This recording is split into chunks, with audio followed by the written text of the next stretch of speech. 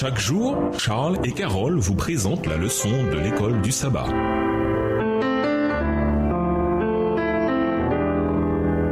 Bienvenue dans votre émission Dieu nous parle. Nous voilà à la leçon de dimanche, 2 petites pièces en guise d'offrande. Lisons Marc 12 et versets 41 à 44. Combien la veuve a-t-elle donné et qu'est-ce que Jésus avait à dire à ce sujet? Marc 12 et versets 41 à 44. Jésus s'étant assis vis-à-vis du tronc regardait comment la foule y mettait de l'argent. Plusieurs riches mettaient beaucoup. Il vint aussi une pauvre veuve. Elle y mit 2 petites pièces faisant un quart de sou. Alors Jésus, ayant appelé ses disciples, leur dit: Je vous le dis en vérité, cette pauvre veuve a donné plus qu'aucun de ceux qui ont mis dans le tronc, car tous ont mis de leur superflu, mais elle a mis de son nécessaire, tout ce qu'elle possédait, tout ce qu'elle avait pour vivre. Le temple de Jérusalem était une structure d'une très grande beauté. Le mont du temple dominait la ville et les énormes pierres utilisées dans sa construction demeurent une merveille jusqu'à ce jour, certaines pesant des centaines de tonnes. La rénovation et l'expansion du temple et du mont du temple ont commencé sous Hérode le Grand, vers l'an 20 avant notre ère. Mais la construction et l'embellissement de la structure se sont poursuivis jusque dans les années 60 de notre ère. Beaucoup de gens apportaient des offrandes conséquentes pour les déposer dans 13 coffres situés dans le parvis des femmes près du temple. C'est là que Jésus était assis quand il vit une veuve s'approcher et y déposer 2 leptes ou pites. Il s'agissait de l'équivalent de 1/32e d'un denier. Un denier était le salaire habituel d'un journalier. L'offrande de la femme était donc très modeste. Pourtant, Jésus était impressionné par son offrande.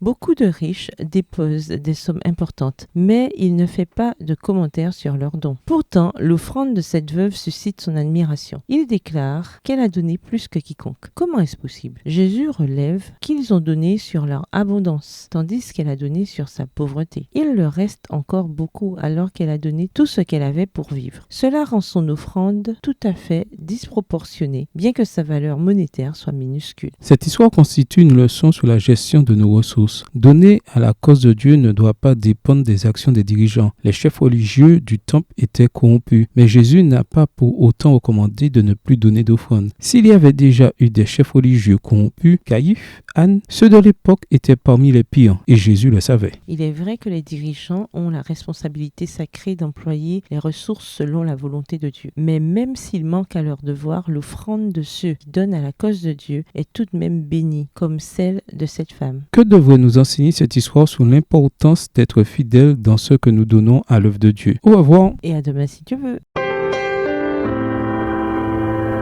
Dieu nous parle. Chaque jour, Charles et Carole vous présentent la leçon de l'école du sabbat.